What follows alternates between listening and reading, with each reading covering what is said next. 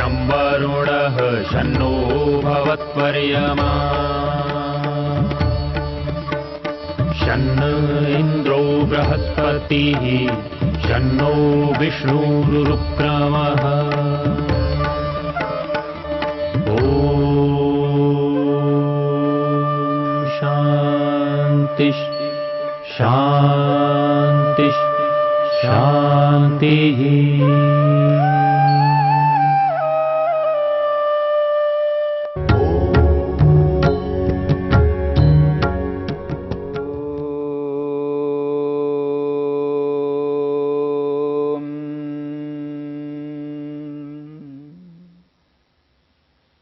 मैत्री भावना को लेकर के हम विचार कर रहे हैं।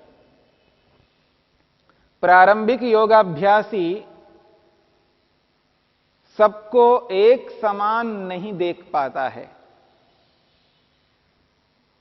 आत्मवत व्यवहार प्राणी मात्र के प्रति नहीं कर पाता है।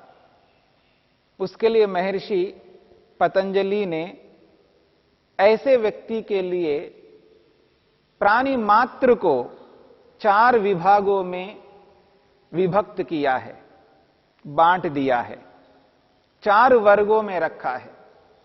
एक ऐसा वर्ग है जो सुख और सुख के साधनों से संपन्न है। एक ऐसा वर्ग है जो दुख और दुख के साधनों से युक्त है। एक ऐसा वर्ग है जो पुण्यात्मा है, श्रेष्ठ व्यक्ति है। और एक ऐसा वर्ग है जो पापात्मा है, पापी है।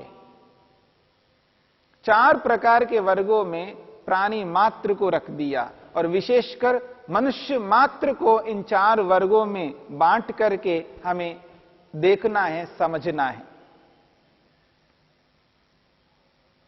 जो मैत्री की भावना बताई गई है, मित्र की दृष्टि से जो देखना है, जब व्यक्ति मन से मित्र बना लेता है, मन से उन सभी व्यक्तियों को जो सुखी हैं या सुख के साधनों से संपन्न हैं, उन सभी व्यक्तियों को जब मन से उसने मित्र बना लिया है, जब कभी उसकी वाणी निकलती है, बोली जाती है उन सभी लोगों के प्रति, तो उसकी वाणी यानी उसका वाणी का कर्म कभी गलत नहीं होगा। यानी उसकी जो बोली उनके लिए निकलेगी, जो वाणी उसके लिए अभिव्यक्त होगी, वो यथार्थ होगी, न्याय युक्त होगी, सत्य से ओतप्रोत होगी। क्योंकि वाणी जो निकल रही है वो मन पर निर्भर करता है। मन पर निर्भर करता है। यदि मन में हमने उनके प्रति मैत्री की भावना स्थापित की है, उनको मन में मित्र बना लिया है, तो वाणी गलत कभी नहीं निकल सकती। वाणी अनुचित नहीं निकलेगी, वाणी जो है पवित्र निकलेगी, यानी उत्तम रूप से अभिव्यक्ति होगी। उनके प्रति गलत अभिव्यक्ति कभी नहीं हो सकती।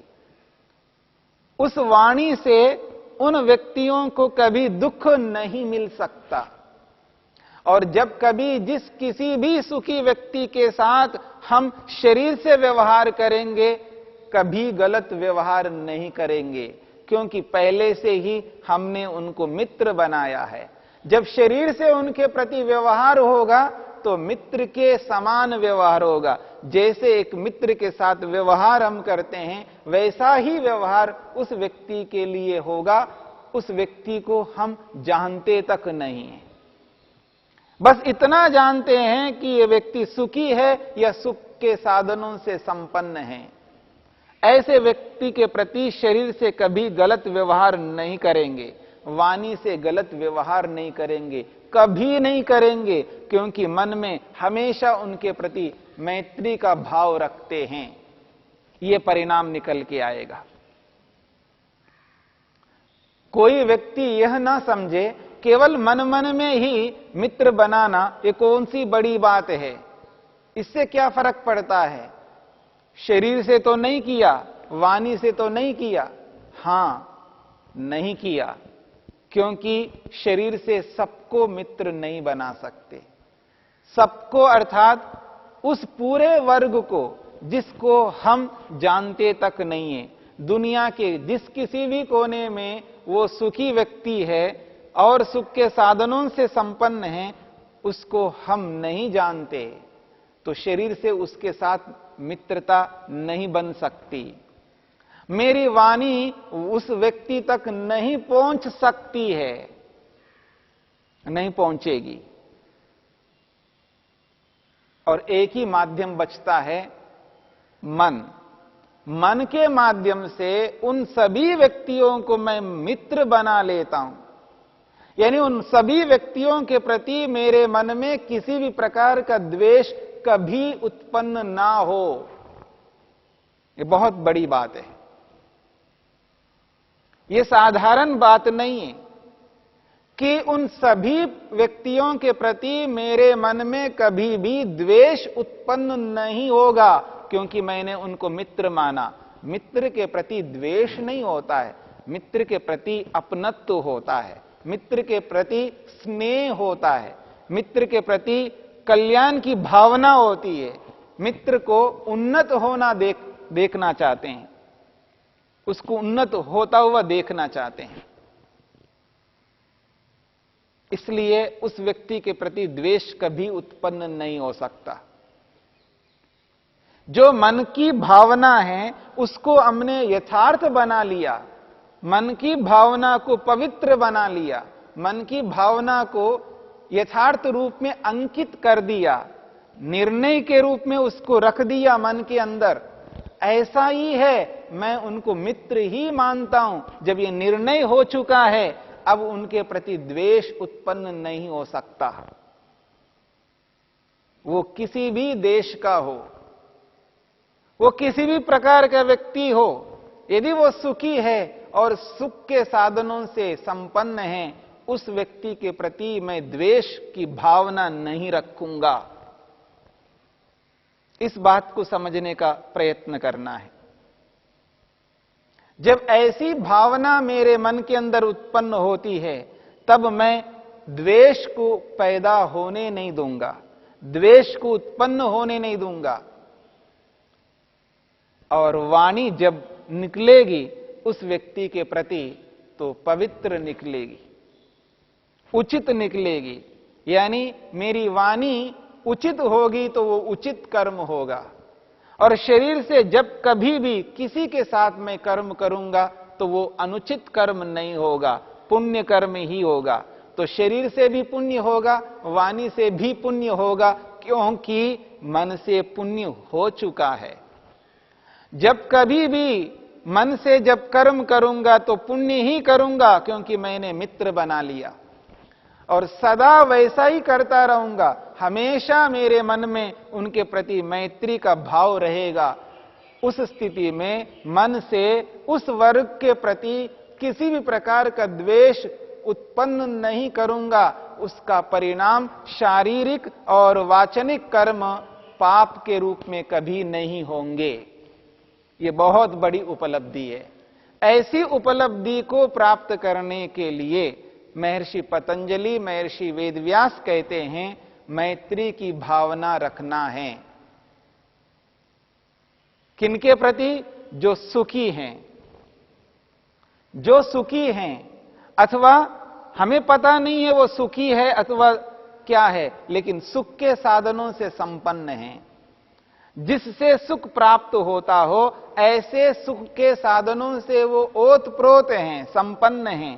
ऐसे संपन्न लोगों के प्रति मन के अंदर मैत्री की भावना रखनी है। और यह भावना इसलिए रखनी है क्योंकि हम वाणी से और शरीर से शुद्ध कर्म, पवित्र कर्म, पुण्य कर्म कर सके, पाप कर्म हमसे ना हो। और जब व्यक्ति पुण्य कर्म मन से करता है तो उसकी वाणी भी पुण्य से ओतप्रोत होगी और उसका शारीरिक कर्म भी पुण्य से ओतप्रोत होगा। इसलिए इस बात को समझ करके चलना है। ये जो मैत्री का भाव है, ये आसानी से नहीं होता है। ऐसे ही मैत्री का भाव मन में पैदा नहीं हो सकता, क्योंकि उद्देश्य को सामने रखना होगा। मेरी बात को समझने का प्रयत्न करना। जब व्यक्ति अपने उद्देश्य को सामने रखेगा, उस उद्देश्य की पूर्ति मैत्री के बिना नहीं हो सकती है, ये भाव मन में जब आ जाए तो आसान हो जाएगा, सरलता हो जाएगी। सरलता से हम उन सभी लोगों को मित्र बना लेंगे। जब व्यक्ति के सामने उद्देश्य नहीं रहता है, लक्ष्य नहीं रहता है, उसका गंतव्य उसको समझ में नहीं आता है कि मेरा कहां जाना है, मेरे को किस ओर जाना है, मेरा मार्ग क्या है, उसको जब बोध नहीं होता है तब ऐसी स्थिति आती है। जब उसको पता है मेरा मार्ग यही है, मेरे को इसी मार्ग में चलना है, मेरा लक्ष्य यही है, एकाग्र होना है, मेरा लक्ष्य यही है, ईश्वर में मन को स्थिर करना है, मेरा लक्ष्य यही है, आत्मदर्शन करना है, मेरा लक्ष्य यही है, प्रभु का दर्शन करना है। जब लक्ष्य सामने रहेगा और लक्ष्य की पूर्ति के लिए जो उपाय है, उस उपाय को अपनाए बिना वो योगाभ्यासी नहीं रह सकता। तब सरल हो जाएगा। सरलता और कठिनता ज्ञान के होने और ना होने के ऊपर निर्भर करता है। ये जो सरल है, जिसको हम सरल कहते हैं, ये ज्ञान के ऊपर निर्भर करता है, क्योंकि हमें पता है, हमें ज्ञान है, हमें जानकारी है कि मेरे को ऐसा करना है, ऐसा करने से अपने लक्ष्य को पूरा कर सकता हूं, ऐसा करने से उद्देश्य की पूर्ति होगी। जब उद्देश्य की पूर्ति इस उपाय को अपनाने पर होगी तो वो निश्चित रूप से सरलता से उस उपाय को अपना करके वो उन सभी लोगों को मित्र बना लेगा मन से। तब कठिनाई नहीं होगी, अन्यथा कठिनाई है। वो कैसे माने? उन सुख से युक्त लोगों को वो कैसे मानेगा मित्र? नहीं मानेगा, उसको तो द्वेष होगा। अच्छा, मेरे पास नहीं है ऐसे साधन, इनके पास है, उसको द्वेष उत्पन्न होता है। क्यों द्वेष उत्पन्न हो रहा है? क्योंकि उसके सामने उसका लक्ष्य नहीं है, उसका उद्देश्य नहीं है, उसका प्रयोजन उसके सामने नहीं है। उसने भुला दिया है अपने प्रयोजन को, अपने लक्ष्य को। उसको यह एहसास नहीं हो रहा है कि मेरे को एकाग्र होना है, अपने मन को ईश्वर में लगाना है, समाधि लगानी है, आत्मदर्शन करना है, प्रभु दर्शन करना है। इसलिए करना है क्योंकि समस्त दुखों से छूटना है और नित्य आनंद मोक्ष को प्राप्त करना है। ये लक्ष्य जब तक व्यक्ति अपने समक्ष नहीं रखेगा, तब तक व्यक्ति मित्र नहीं बना पाएगा। मित्र बनाने के लिए ये भाव पैदा तभी होंगे जब लक्ष्य सामने रहेगा और लक्ष्य से जुड़े हुए जितने विषय वो सामने रहेंगे। इसलिए योगाभ्यासी व्यक्ति सदा अपने लक्ष्य को आत्मसमक्ष रख करके चलता है और प्रारंभिक योगाभ्यासी इस बात को जाने समझे और जान करके समझ करके ऐसा ही व्यवहार करे तो निश्चित रूप से एक दिन ऐसा आएगा, वो व्यक्ति सुखी व्यक्तियों को और सुख के साधनों से संपन्न व्यक्तियों को अपनाएगा और उनसे मित्रता रखेगा मन से, और मित्रता रखते ही उसका मन शुद्ध हो जाएगा, पवित्र हो जाएगा, यानी प्रसन्न होगा। प्रसन्न स्थिति में ही मन एकाग्र हो पाता है। व्यवहार काल में जिन लोगों के साथ हम जुड़े रहते हैं, यदि वो व्यवहार समुचित रूप में होता है तब मन प्रसन्न रहेगा, शांत रहेगा, एक सम स्थिति में, सात्विक स्थिति में अपने मन को बनाए रखेगा। तभी जब उपासना का काल आता है, जब उसको उपासना करनी है, भक्ति करनी है, अपने आप को ईश्वर के साथ आबद्ध करना है, जोड़ना है, ईश्वर के साथ तादात्म्य संबंध से युक्त होना है, ईश्वर को ही माता पिता गुरु आचार्य सब कुछ स्वीकार करना है। ये उसी स्थिति में संभव है जब मन सात्विक रहे, मन शांत रहे, मन में प्रसन्नता रहे। और यह स्थिति आती है व्यवहार से, और व्यवहार को हमने उचित नहीं बनाया तो कभी भी हम अपने मन को ईश्वर में स्थिर नहीं कर पाएंगे, एकाग्रता नहीं मिल पाएगी, क्योंकि प्रसन्न ही नहीं हो सकते, प्रसन्न ही नहीं हो पा रहे हैं। लाख यत्न करें, लाख कोशिशें करें तो भी मन एकाग्र नहीं हो सकता। वो व्यक्ति जितना मेहनत उद्यम पुरुषार्थ उपासना के काल में भक्ति के काल में कर रहा है, उतना पुरुषार्थ वहां पर करने की आवश्यकता नहीं है। यदि वो कर भी लेगा तो भी मन एकाग्र वैसा नहीं हो सकता जैसा होना चाहिए। अच्छा तो यह है कि व्यवहार काल में मेहनत करे, पुरुषार्थ करे, व्यवहार को समुचित रूप में करने का प्रयत्न करे, मन से उन सभी लोगों को मित्र माने। यदि वो मित्र मानेगा तो ऐसे लोग जब उसके जीवन के सामने दिखाई देते हैं, उनके प्रति द्वेष कभी उत्पन्न नहीं होगा। ये जो स्थिति है, इस स्थिति को ध्यान में रखते हुए ईश्वर को भी ध्यान में रखना है, क्योंकि जिस ईश्वर को पाने के लिए हम मित्र बना रहे हैं, क्योंकि वो ईश्वर भी सबको मित्र बनाता है। ईश्वर सर्वमित्र है, वो सबके लिए मित्र है। और वेद स्पष्ट कहता है, इंद्रस्य युज्यः सखा, वो आत्मा के लिए योग्य मित्र है। ईश्वर जैसा मित्र और कोई नहीं हो सकता। और मनुष्य मात्र के लिए नहीं, प्राणी मात्र के लिए, आत्मा मात्र के लिए ईश्वर मित्र है। जब ईश्वर सबको मित्र बना सकता है, ऐसे ईश्वर के साथ हम आबद्ध होना चाहते हैं, एकाग्र होना चाहते हैं, ऐसे ईश्वर को प्राप्त करना चाहते हैं, ऐसे ईश्वर में अपने मन को एकाग्र करना चाहते हैं, तो ईश्वर के अनुरूप हमें भी मित्र बनाना है। हमारे मन में भी मैत्री का भाव रखना है, सबको मित्र बनाना है, उन सभी लोगों को जो सुख और सुख के साधनों से युक्त हैं। इसलिए महर्षि वेदव्यास कहते हैं, सर्व प्राणिषु सुख संभोगापन्नेषु मैत्रीम भावयेत। उन सभी प्राणियों को, यानी उन सभी मनुष्यों को जो सुख से युक्त हैं अथवा सुख के साधनों से युक्त है, उनके प्रति मैत्री रखना है, उनको मित्र बनाना है। और यह कार्य मन से करना है।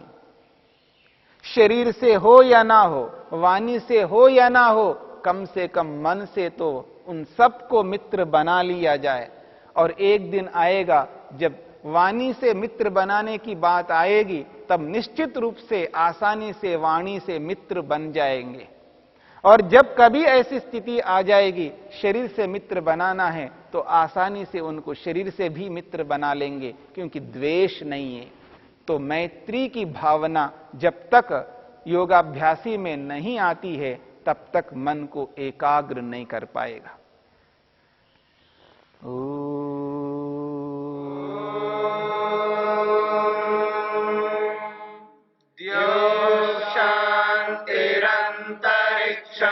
शांति पृथ्वी शांतिरापः शांतिरोषधयः शांति वनस्पतयः शांतिर्विश्वे